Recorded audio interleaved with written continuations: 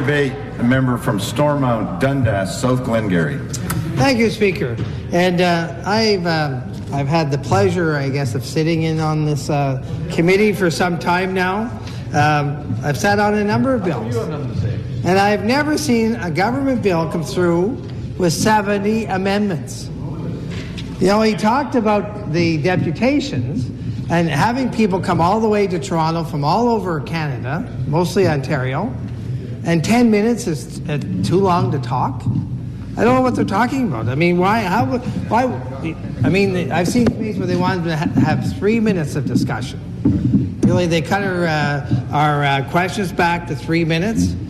I mean, this government clearly doesn't want to hear it. And for him to say that everybody was in favor of this bill is quite a stretch, especially when you looked at the Financial Accountability Officer had some major issues with it. Absolutely. How he was being shielded from actually being able to comment on where they were spending the money. I mean, if this government was as transparent as they say they are, they shouldn't be shielding the Auditor General, and they shouldn't be shielding the Financial Accountability Officer from this bill. I mean, we sit in there, and they're bringing in, he talks about technical amendments, they're wiping out whole sections and replacing them. So yes, we asked the government lawyers for some information on what they're doing legally, and the Liberal government here will not let their own lawyers reply to the answers. They hand out muzzles at the door. I don't know what they're talking about, how they expect us to comment on this bill. First of all, we had many more people that wanted to speak in this bill, the deputations, and they cut that off. They chose who they wanted to listen to. And clearly there was a good portion of those thought this bill was a problem. I mean, here we are, we're going into a cap-and-trade system, and then, you know, let's be clear, it is just another tax. This government first got elected by writing and signing an agreement that they would never increase taxes. Sure, that lasted. And what did they do? Well, yeah, it lasted, a few months? Yeah. Come out with the biggest health tax, and let's be clear, they called it a health tax, but it doesn't go against health. So that just goes to show you where they're going. And then they came out with the GST after committing not to raising another tax. And of course, in the minority government, yeah, they were probably restricted into the tax. The member from Beaches East York has a point of order. I certainly hope the member will address his remarks to the motion in front of him, which is in italic, and he needn't go on about other taxes and other matters. So. Thank you for your input, and if I feel that he's drifted too far, I'll be the first to let him know. Thank you. Continue. Thank you, Speaker. And I know the truth is hurting here, but that's just the facts.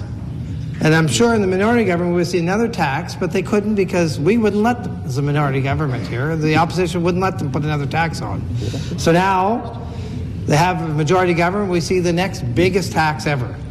And this is what they do. They tax and they spend more.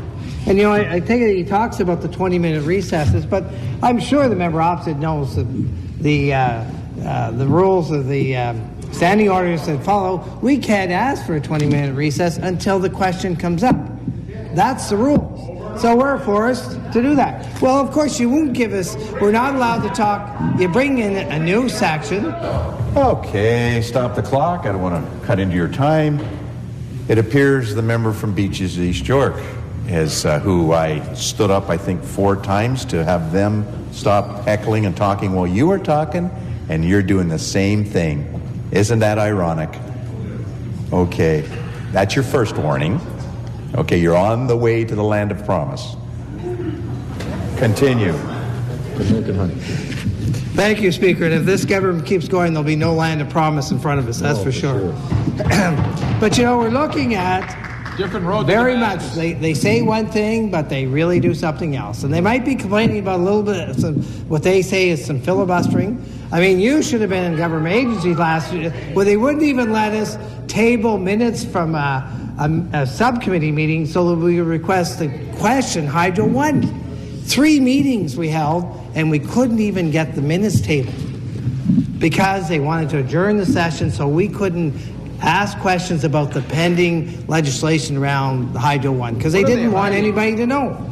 So this is the government's far from transparent, and we see just again they're holding us back from finding out just what's going on here. And yes, we're calling recesses because we have to get advice from people in the technical side, when they delete a whole section and you bring a new one in, we're not allowed to talk to the government lawyers. We're asking the legislative lawyers who are obliged to give us some comment but can't comment on policy because they can't figure the policy out. Yes, we take some time to see if we can figure out what this government's trying to do. Because one thing for sure, they're jumping ahead of the majority of our neighbors in this cap and trade scheme. We don't see 49 states south of us doing anything. Nope. And I was warned, I have a company in my riding of Stormont, Dundas and Glengarry that has been part of the Quebec cap and trade, which is this is part of it. And they asked us, they said, do not go to a cap and trade system, just tax us. Because he said, we're hiring people and lawyers and accountants to figure the system out. And we're writing checks to California, tens of thousands of dollars, and actually I think it was over $100,000 to buy offsets in California. Mm-hmm. So what's that doing us of any good? And we know what's happening in Quebec. Great for them. They're going to probably collect a lot on their hydro system because it's all water. I mean, granted, we're going to trust this government to really get in there and do some key negotiating for us. But they were in such a hurry to get out to BC to have a bill on the table. I don't even think they looked at it. They're replacing 3/4 of it. It was a rush. We're looking at really, they have a commitment to get rid of the deficit by 2018. So we see $1.9 billion secretly just disappearing into revenue that makes the books look so much better. So, I show up to the committee today because I had to show up there at 4 o'clock. Nobody in the government side was there. No! The chair was there. So, there's a lot of attention put forth to this bill. And I think if they're really, they talk one way, actions say another, I think it's time that we look at really what's going on here. 70 amendments, they don't want to give any explanations. They should really retract this bill and put in what they want. So when our deputations came, they were talking to an entirely different bill. So we don't really have the expertise based on what's in front of us anymore. So if they really had these, we went through an election in 2014 and the Premier guaranteed there'd be no tax on no cap and trade system. And maybe you might want to take them at the word, but the Minister of Climate Change said they've been working on this for more than 2 years. So I guess it's just we say one thing, but the actions really mean something else. A lot of other people would call that different. So we've gone through. We have the amazing number of amendments. We got independent officers of the legislature are warning us what power this gives the government. No ability for anybody in the public or the legislature to know where the money's going. We've seen scandals going on where we get money given out. I guess you could give this grant money away to more wind turbines, and it could get more liberal donations because that's what we're seeing here. And everything they do here has got to be do it my way. Now we're going to wipe out all the opposition amendments, but I don't know why that really matters because they don't approve them anyway. Just out of procedure, they're all written down and are just voted against because that's what they can do now. So I think the people of Ontario should be really worried about this bill. It's a huge bill. We're talking over $1,000 a year of disposable income will just be taxed back to the government. And when you look into it, and your price of food's going to go up because the transportation costs are going up, the production costs are going up. What is the real cost of this bill?